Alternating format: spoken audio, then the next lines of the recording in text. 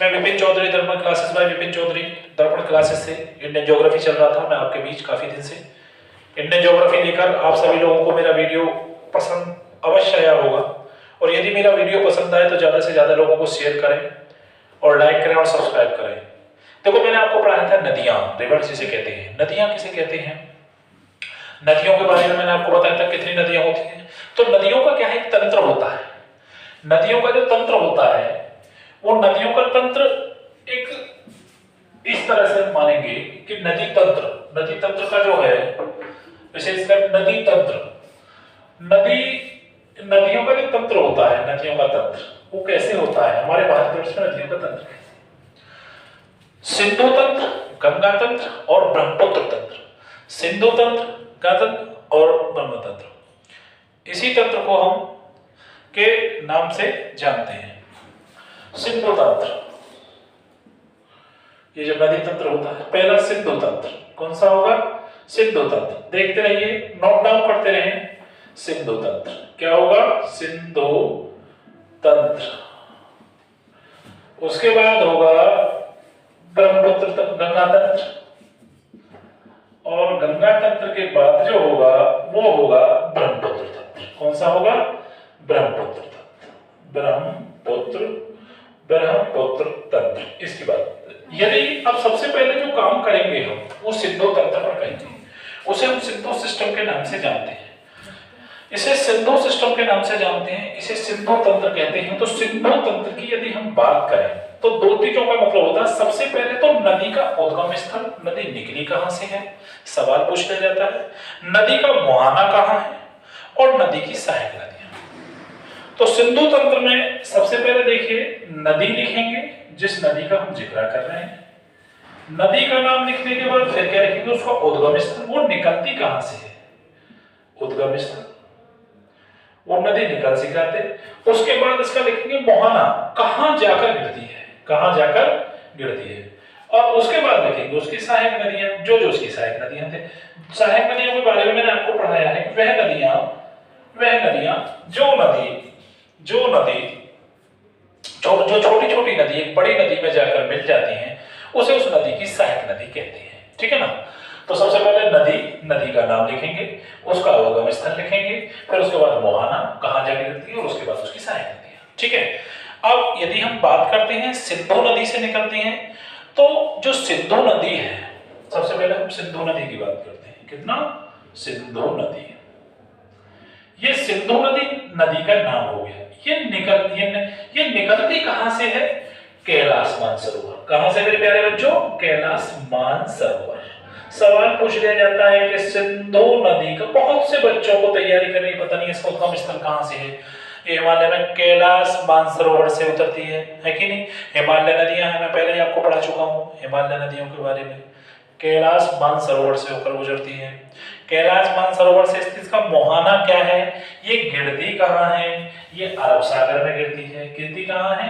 अरब सागर में गिरती है। देखो, अरब सागर में जाकर गिरती है। अरब सागर में इसकी सहायक नदी कौन कौन सी है? सहायक नदी बार बार लिखनी, सिंधु, सतलज, कौन सी? सतलज, और रावी और व्यास। ठीक है ना? सिंधु की सतलज, सिंधु नदी की झेलम,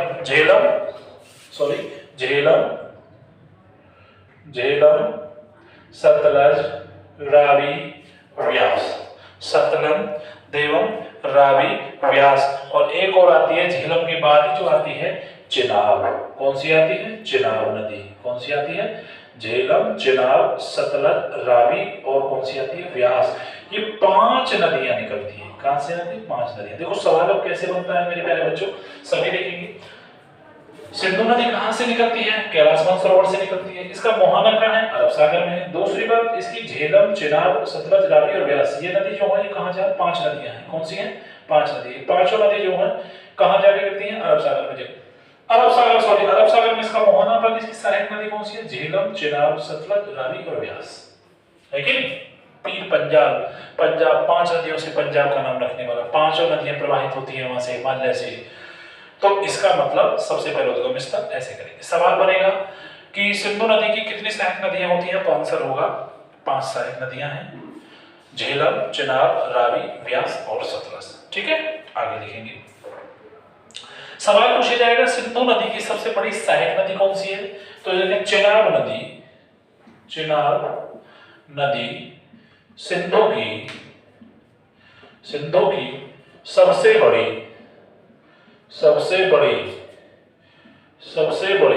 सहायक नदी है। क्या है? सहायक नदी है, सबसे बड़ी सहायक नदी है। और भारत में है, कहां से गुजरती है? भारत में ये कहां से गुजरती है? मैंने आपको बताया था कि सबसे ऊपर हमारी जो श्रेणी है हिमालय की, वो कैसे कैसे है? सबसे ऊपर श्रेणी जो होती है वो है काराकोरम श्रेणी। कहां है? काराकोरम श्रेणी। काराकोरम के बाद कितनी है? लद्दाख।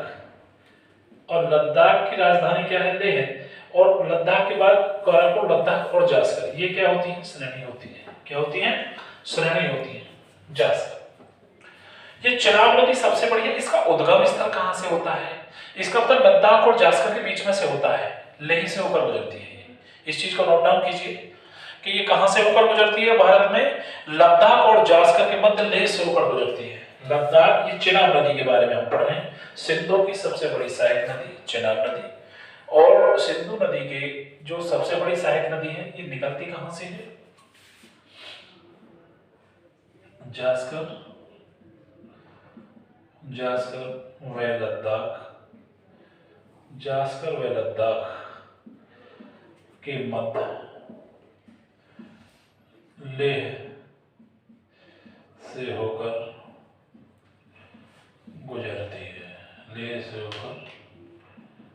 गुजरती है। ठीक है, अब उसके बाद में आती है हमारी झेलम नदी। ये झेलम नदी भी बड़ी सहायक नदी है, बड़ी महत्वपूर्ण नदी के नाम से जानी जाती है। अगली नदी का नाम आता है चिनाब, सबसे बड़ी सहायक नदी हो गई, उद्गम स्थल पता पड़ गया। अब आती है कौन सी? झेलम नदी। बहुत इंपॉर्टेंट है झेलम नदी। मैंने कहा पहले नदी का नाम लिखेंगे। आती कहां से है? बैरीनाग झील पड़ती है। बैरीनाग झील कहां से पड़ती है? ये जम्मू कश्मीर से पड़ती है। जम्मू कश्मीर में एक बैरीनाग झील, वहां से इसका उद्गम स्थल होता है। ये कहां? झेलम, यहाँ से इस नदी से गुजरती है। और दूसरी बात, बैरीनाग झील का उद्गम स्थल यहीं से है। और ये इसका मुहाना कहाँ है? चिनाब नदी में जाके। कहाँ है? चिनाब नदी में जाके। चिनाब नदी क्योंकि सबसे बड़ी सहायक नदी है। मेन नदी सिंधु नदी, सिंधु की 5 नदी, उनमें से भी मुख्य जो 5 नदी है उनमें प्रमुख नदी कौन सी? चिनाब नदी। चिनाब नदी में छोटी मोटी नदी आगे समा जाती है। तो झेलम भी हालांकि महत्वपूर्ण नदी है। ये बैरीनाग झील जम्मू कश्मीर से निकलती है और ये चिनाब नदी में जाकर मिल जाती है। किसमें मिल जाती है? चिनाब नदी में जाकर मिल जाती है। दूसरी बात है, चिनाब नदी में जाकर मिल जाती है, उसे बोलते हैं किशन गंगा। क्या बोलते हैं? किशन गंगा। ये बहुत बहुत इंपॉर्टेंट है जिसका नाम किशन गंगा। क्या बोलते हैं? अब श्रीनगर, जम्मू कश्मीर की राजधानी श्रीनगर, सवाल पूछ लिया जाता है श्रीनगर किस नदी के किनारे? श्रीनगर झेलम नदी के किनारे स्थित है। कहाँ स्थित है? झेलम नदी के किनारे, झेलम नदी के किनारे स्थित है। झेलम नदी के किनारे, ये झेलम नदी के किनारे स्थित है। क्लियर? झेलम नदी के तट पर स्थित है। आगे तो ये सिंधु तंत्र नदी में महत्वपूर्ण है। हालांकि सतलज रावी व्यास सीधी पंजाब से होकर उड़ती है, इतना सवाल नहीं बनता। अब यदि हम गंगा तंत्र की बात करें, जिसे हम गंगोत्री, गंगा का उद्गम स्थल क्या है, तो लिखेंगे गंगा। लिखेंगे गंगा। लिखेंगे गंगा। गंगा।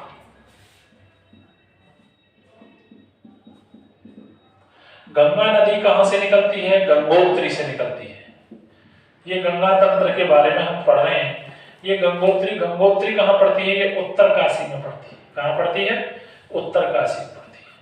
उद्गम स्थल है इसका उत्तरकाशी, उत्तराखंड में है। यहाँ गंगोत्री से गंगा का उद्गम स्थल है। और जो इसका मुहाना है वो है बंगाल की खाड़ी। कहाँ है? बंगाल की खाड़ी। बंगाल की खाड़ी में जाके गिर जाती है। ये ब्रह्मपुत्र दोनों मिलकर वहीं डेल्टा का निर्माण करती है। क्या करती है? डेल्टा का निर्माण। अब ये जो गंगा नदी है, सपोज दैट ये गंगा नदी है, क्या बोलते हैं इसे? गंगा नदी है। तो गंगा नदी ऊपर से बह रही है, ऐसे ऐसे करके बह के ऐसे पहुंच जाती है और ऐसे ऐसे करके पहुंच जाती है। तो गंगा का जो दायां तट होता है वो ये होता है, ऊपर से हम देखेंगे तो दायां तट, और जो गंगा का बाएं तट होता है वो ये होता है, तट मतलब किनारा। गंगा ऐसे बोलती है, सॉरी उल्टा लिख दिया मैंने, बायां तट वो होगा और दायां तट कौन सा होगा, ये होगा, दायां तट ये होगा। गंगा की सहायक नदियां ऐसे निकलती हैं। गंगा की नदियों के लिए सहायक नदियां जो बाएं तट से उतरती है, जैसे कि रामगंगा, शारदा, सरयू, घाघरा, गंडक। बायां तट कौन सा है, उस हाथ पर, मतलब कि जैसे मेरा ये हाथ होगा, तो गंगा के बाएं तट से कौन कौन सी जो नदी गुजरती है, रामगंगा, शारदा, गंडक, सरयू, घाघरा, गढ़ी, गंडक, कोसी और महानदी, वॉटेवर। मतलब नेपाल से आने वाली जितनी भी नदियां हैं मोस्ट ऑफ वो हमेशा गंगा के बाएं तट से गुजरती हैं। इस बाएं तट से कौन सी गुजरेगी, रामगंगा नदी, नोट डाउन करते जाए, बाएं तट से रामगंगा है, शारदा नदी है, क्या नाम है बच्चों, शारदा नदी।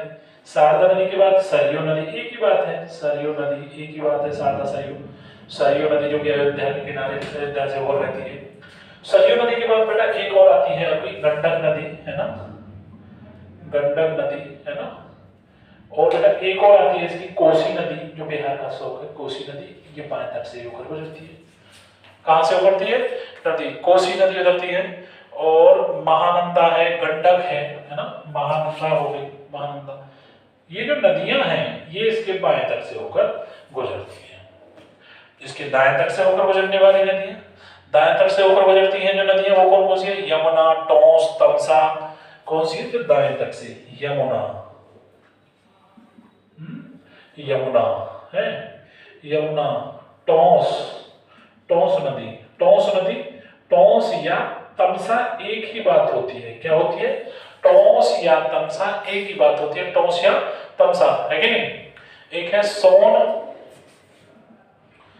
और एक है दामोदर, सोन और दामोदर भाई, सोन और दामोदर, ये आदि नदी जो होती है, ये आदि नदी इससे होती है शाम, और ये यहां से होती है नदी। यहां से करने के लिए इन नदियों का उद्गम स्थल है। गंगा बहुत बड़ा तंत्र है, भारत की सबसे बड़ी नदी। एक दो और बात, सबसे पहले गंगा नदी की जो लंबाई है, गंगा भारत की सबसे लंबी नदी है, सबसे लंबी नदी है। और वही छोटे मोटे एग्जाम में कभी सुनिश्चित करने के 25 किलोमीटर तक लंबी है, ठीक है ना। अब इसका कारण है 2500, ये जो है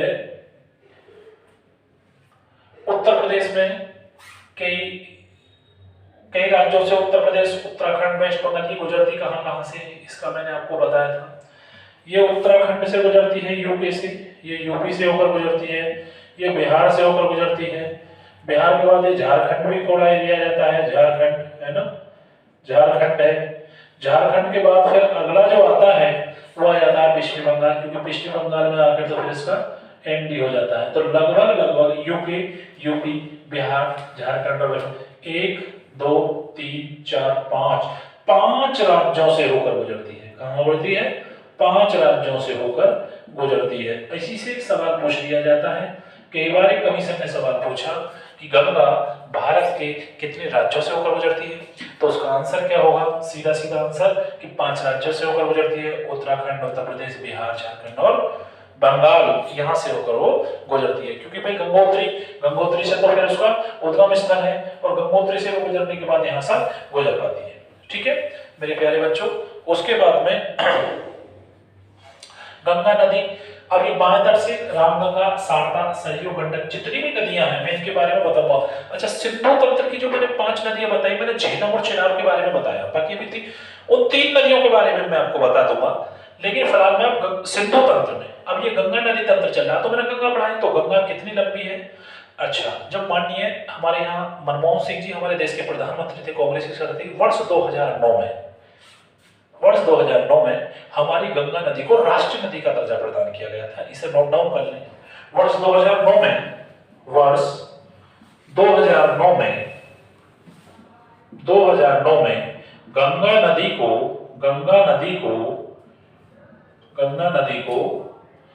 राष्ट्रीय नदी का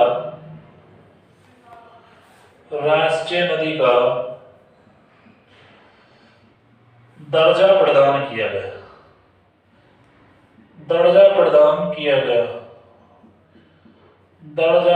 किया गया। याद करेंगे इसे स्वतंत्र में बहुत ऐसे गंगा नदी द्वारा से करेंगे। बाएं तरफ पर रामगंगा, शारदा, सरयू, गंडक नदी। कम पढ़ना है, अच्छे से पढ़ना है जो याद रहे। बाएं तरफ रामगंगा, शारदा नदी, शारदा सरयू एक ही नदी होती है। सरयू नदी के किनारे जो फैजाबाद डिस्ट्रिक्ट, हमारे योगी जी ने उसका अयोध्या रख दिया उस डिस्ट्रिक्ट का नाम। सरयू नदी, गंडक नदी और कोसी नदी और महानंदा। जैसे कि सरयू नदी पे हमारे कल ही एक लोकार्पण किया प्रधानमंत्री जी ने। गंगा भारत की सबसे बड़ी नदी है, इसकी लंबाई 2525 किलोमीटर है। दाएं तट से यमुना है, टॉस या तमसा है, सोन है, दामोदर है और राधि है। ये उत्तराखंड, यूपी, बिहार, झारखंड, पश्चिम बंगाल 5 राज्यों से होकर गुजरती है। वर्ष 2009 में गंगा नदी को राष्ट्रीय नदी का दर्जा प्रदान किया गया था। इनका उद्गम स्थान गंगोत्री से होता है, जो कि उत्तरकाशी उत्तराखंड में एक जगह पड़ती है मेरे प्यारे बच्चों। इसे नोट डाउन करते जाइए उत्तराखंड में। और ये बंगाल की खाड़ी में जाकर गिर जाती है। किसमें? बंगाल की खाड़ी में जाकर गिर जाती है। तो सिंधु तंत्र मैंने पढ़ाया, सबसे बड़ी नदी। 5 उसकी सहायक नदियां हैं। सबसे बड़ी नदी चिनाब नदी, उसके बाद झेलम, 2 के मैंने पढ़ाया। रावी, सतलज, व्यास अभी मैंने नहीं कराया, ठीक है। अब सिंधु तंत्र में आएंगे। गंगा की गंगोत्री से स्तंभ बंगाल की खाड़ी में जाके गिरती है। उत्तरकाशी, उत्तराखंड और ये में जाके गंगा बंगाल की सबसे बड़ी। तो मैंने आज आपको 2 ही तंत्र पढ़ाए हैं। मैं बहुत लंबा नहीं खींचना चाह रहा, है कि नहीं। तो मेरे प्यारे बच्चों, आपको मेरा वीडियो पसंद आया है तो मेरे वीडियो को सब्सक्राइब करें, शेयर करें। धन्यवाद।